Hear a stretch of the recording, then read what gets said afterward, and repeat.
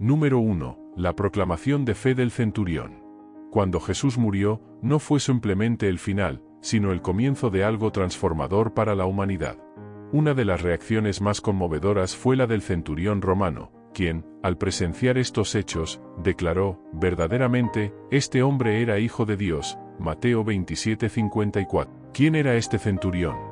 En la época romana, un centurión era un oficial militar comparable a un capitán, encargado de unos 100 soldados. Imagina a un soldado endurecido y experimentado, alguien que había presenciado mucho sobre la vida y la muerte. Ese centurión, en particular, estuvo presente durante la crucifixión de Jesús.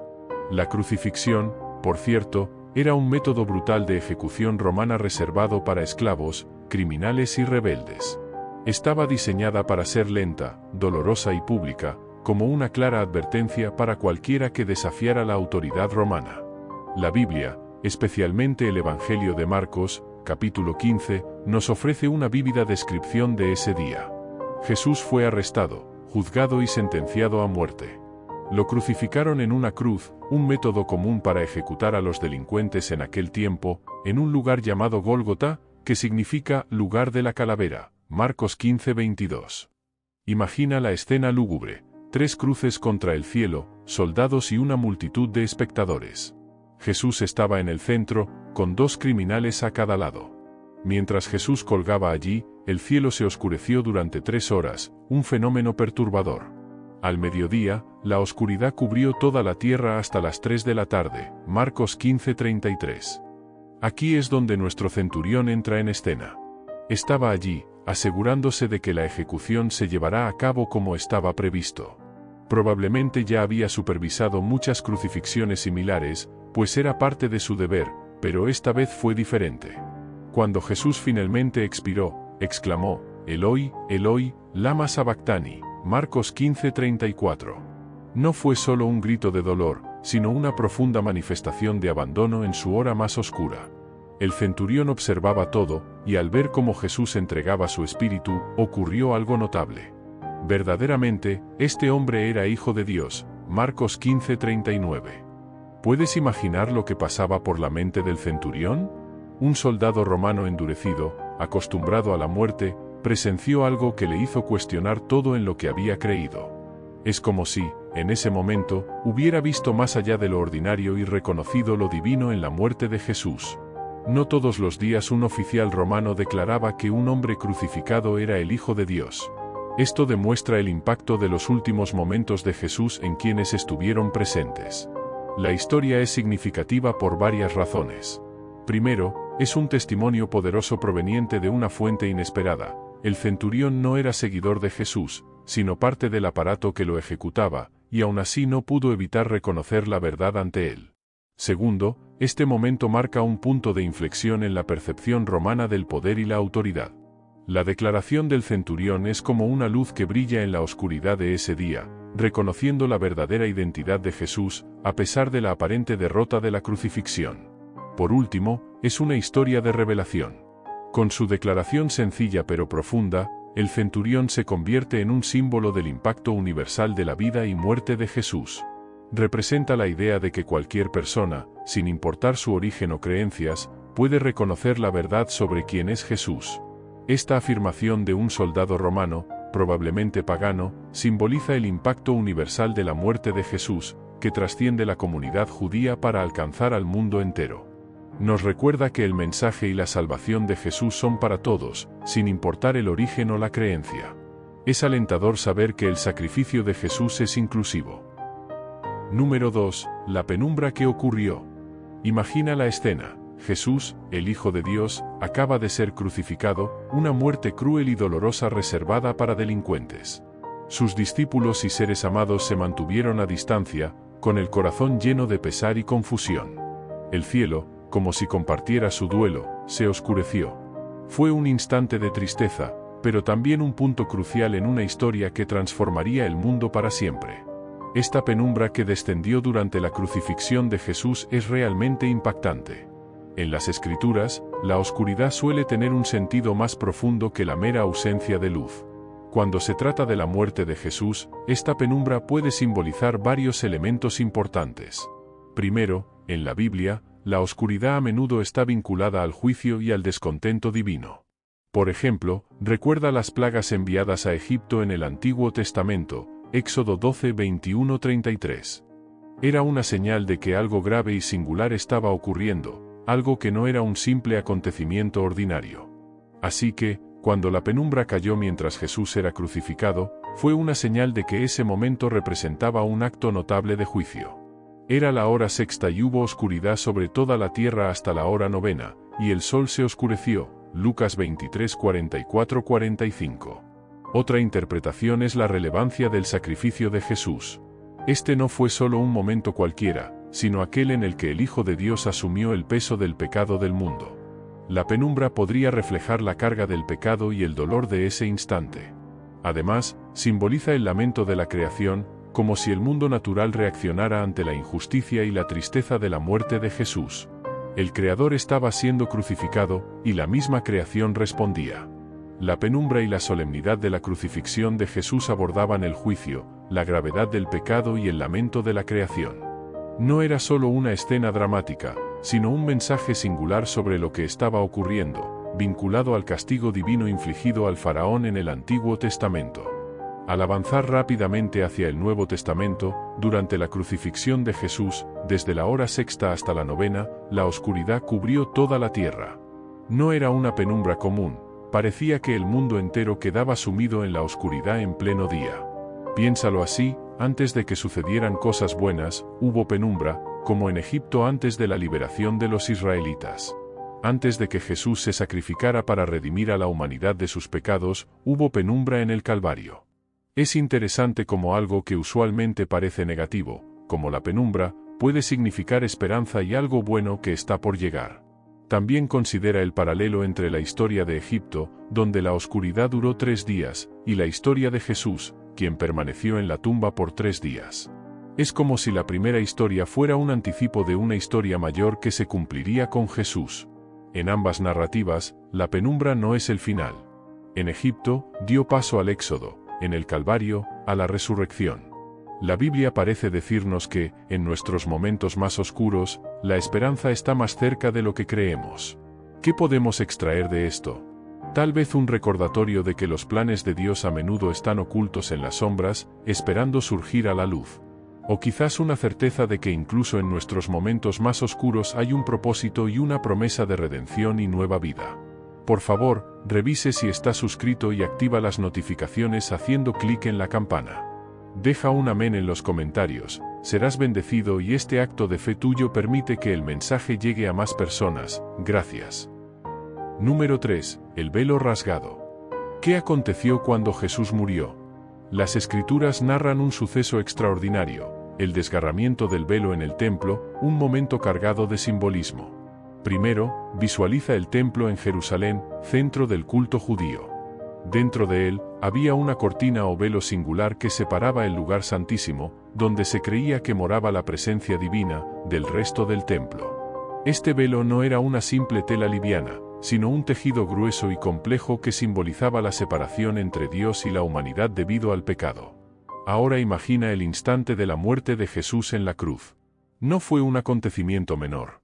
El velo se rasgó de arriba a abajo, no desde abajo hacia arriba, como si hubiera sido obra humana, señalando una intervención divina. Pero, ¿qué significa este acto impactante? La conexión con el Antiguo Testamento es profunda. El desgarramiento del velo en el templo en el preciso momento de la muerte de Jesús está profundamente arraigado en las tradiciones del Antiguo Testamento. Para entender su verdadero significado, exploremos la narrativa y unamos los puntos. En el Antiguo Testamento, el templo en Jerusalén era el núcleo de la vida religiosa judía. La parte más sagrada del templo era el lugar santísimo, separado por un velo. Este velo no era una cortina cualquiera, sino un tejido robusto y ornamentado que actuaba como una barrera física y simbólica entre Dios y la humanidad. Solo el sumo sacerdote podía entrar en este lugar santo, y lo hacía únicamente una vez al año, en el Yom Kippur, el día de la expiación, para ofrecer sacrificios por los pecados del pueblo. Levítico 16, 22-34. El desgarramiento del velo en el momento de la muerte de Jesús simboliza que esta barrera del pecado fue eliminada. El sacrificio de Jesús, a diferencia de los sacrificios repetitivos de animales, fue suficiente, de una vez por todas, para redimir las faltas de toda la humanidad. Este acto de rasgar el velo fue como si Dios mismo declara que el acceso hacia él estaba abierto. Además, el desgarramiento del velo representa la apertura de la presencia de Dios para todas las personas. Antes, solo el sumo sacerdote tenía acceso una vez al año. Ahora, a través de Jesús, todos tienen acceso directo a Dios. ¿No es asombroso pensar que podemos acercarnos a Dios sin intermediarios debido a lo que hizo Jesús?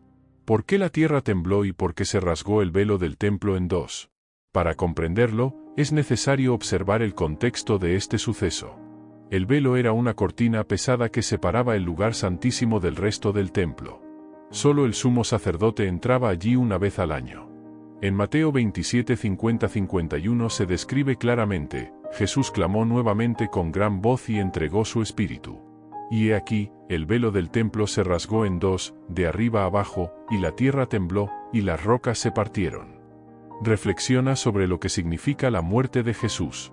Según las Escrituras, Jesús fue el sacrificio perfecto que expió los pecados de la humanidad. El libro de Hebreos lo expresa claramente: el desgarramiento del velo del templo, junto con la muerte de Jesús, destruyó la barrera del pecado. Además, que el velo se rasgara de arriba abajo sugiere una acción divina, no humana. Es como si Dios mismo estuviera derribando esa barrera. Este acto simboliza el fin del antiguo pacto y el comienzo de uno nuevo. Ya no serían necesarios los rituales y sacrificios del Antiguo Testamento, porque el sacrificio de Jesús lo cambió todo. El desgarramiento del velo también indica una nueva era de gracia. En el Antiguo Testamento, la ley era central, y la adherencia a ella mantenía la relación con Dios. Ahora, con el velo rasgado, se trata de gracia mediante la fe en Jesús, porque por gracia sois salvos por medio de la fe, y esto no de vosotros, pues es don de Dios. Efesios 2:9. En términos sencillos, el desgarramiento del velo es como si Dios abriera una puerta que estuvo cerrada desde la caída de Adán y Eva. Dios eliminó la barrera, invitándonos a una relación personal e íntima con Él. ¿Qué significa esto para nosotros hoy? El sacrificio de Jesús abrió un camino directo para que las personas se conecten con Dios sin necesidad de intermediarios humanos. Así que, hermanos, teniendo confianza para entrar en el lugar santísimo por la sangre de Jesús, por el camino nuevo y vivo que Él nos abrió a través del velo. Hebreos 10, 19, 20. Esto implica que la barrera del pecado que nos separaba de Dios fue eliminada. A través de Jesús, podemos tener una relación directa con Dios, sin la necesidad de un mediador como un sumo sacerdote, porque hay un solo Dios y un solo mediador entre Dios y los hombres, Jesucristo hombre. 1 Timoteo 2:5. El desgarramiento del velo fue como si Dios abriera una puerta cerrada, invitándonos a una relación directa con Él. Es una imagen poderosa de reconciliación y nuevos comienzos. Las antiguas formas de separación y acceso limitado desaparecieron, reemplazadas por una apertura para una relación personal y directa con Dios.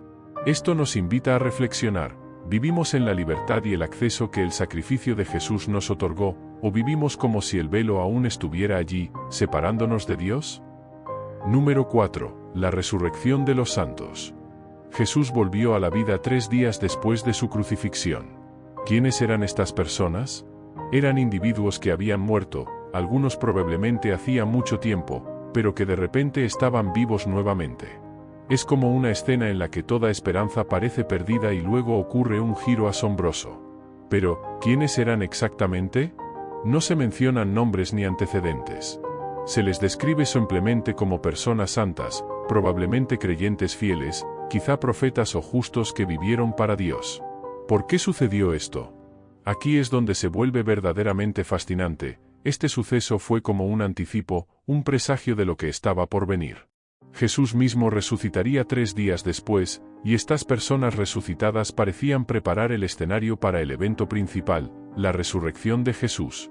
Piénsalo como una señal poderosa de que la muerte no es el final, ni para Jesús ni para quienes creen en Él. ¿Qué pasó con estas personas resucitadas? Aparecieron muchos en Jerusalén, lo cual debió ser impactante. Imagina ver a alguien a quien lloraste regresar a la vida. Todo el evento muestra el poder de lo que Jesús estaba a punto de hacer. Su resurrección no fue solo un milagro único, sino un cambio trascendental, una señal de que la vida vence a la muerte. Es como si la resurrección de estas personas santas dijera: si Dios puede hacer esto, espera a ver lo que hará con Jesús. ¿Cómo se conecta la resurrección de los muertos en el momento de la muerte de Jesús con el Antiguo Testamento? Este está lleno de profecías que apuntan a la vida, muerte y resurrección de Jesús. Es como una historia larga con pistas distribuidas que llevan a una gran revelación. La resurrección de los muertos cuando Jesús murió es uno de esos momentos de revelación. Aunque la Biblia no ofrece una profecía directa sobre este evento específico, sí habla mucho sobre la resurrección. En Daniel 12:2 se lee: muchos de los que duermen en el polvo de la tierra se levantarán, unos para vida eterna y otros para vergüenza perpetua. Este versículo es un anticipo de la idea de la resurrección. Isaías 26 dice: tus muertos vivirán, sus cadáveres resucitarán. Estos pasajes preparan el terreno para lo que ocurrió en la muerte de Jesús, como si el Antiguo Testamento advirtiera que la resurrección sería un evento crucial en el Nuevo Testamento. Cuando Jesús muere y estas personas resucitan, es como una confirmación de que las promesas del Antiguo Testamento se están cumpliendo. Este evento enfatiza el poder de Dios sobre la vida y la muerte. En Deuteronomio 32:39, Dios dice: yo hago morir y hago vivir, yo hiero y sano, y nadie puede librar de mi mano. La resurrección de estos muertos es una demostración dramática de ese poder. Jesús es el primer fruto de los muertos. En 1 Corintios 15:20 dice: Cristo ha resucitado de los muertos, primicias de los que durmieron. Este término alude a la primera parte de una cosecha, ofrecida a Dios como muestra de gratitud y promesa de más por venir. Al llamarlo primer fruto, se señala que Jesús es el primer ejemplo de lo que ocurrirá con quienes creen en Él. Su resurrección es la garantía de que la vida después de la muerte es real. En Levítico 23 se menciona la presentación de los primeros frutos como símbolo de confianza en Dios. De manera similar, la resurrección de Jesús es una promesa de una futura resurrección para los creyentes, como si Él abriera el camino. Esto muestra la continuidad entre el Antiguo y Nuevo Testamento, evidenciando un vínculo profundo y significativo. Número 5. La tumba vacía. ¿Alguna vez te has preguntado sobre la historia de la tumba vacía de Jesús? Es como un misterio real lleno de suspenso y sorpresas. Jesús, el hombre que realizó milagros y predicó amor y perdón, acababa de ser crucificado. Sus seguidores estaban desconsolados, confundidos y atemorizados.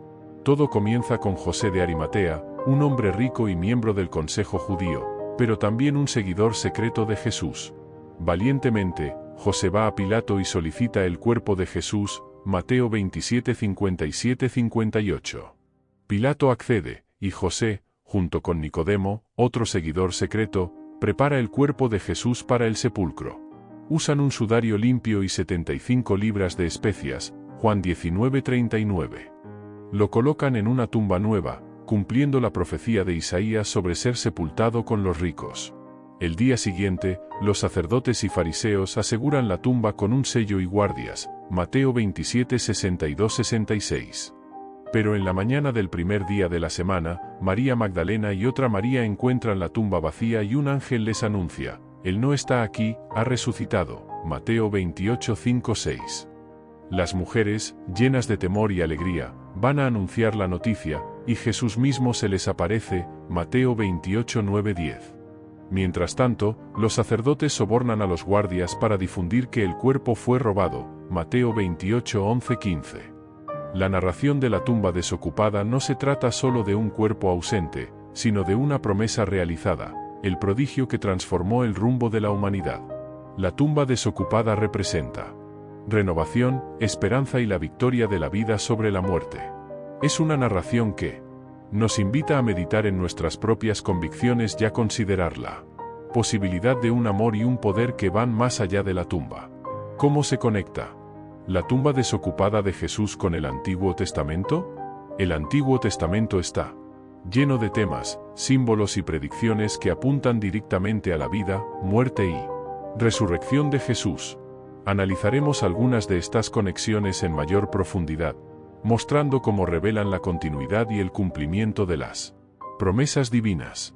Desde los primeros capítulos de la Biblia se identifica un hilo conductor que atraviesa toda la narrativa, uniendo la creación, la caída, la promesa de redención y la consumación de esa redención en Jesucristo. La tumba desocupada de Jesús no es un hecho aislado, sino el punto culminante de una historia que Dios estuvo tejiendo durante siglos, preparando el camino para la redención de la humanidad.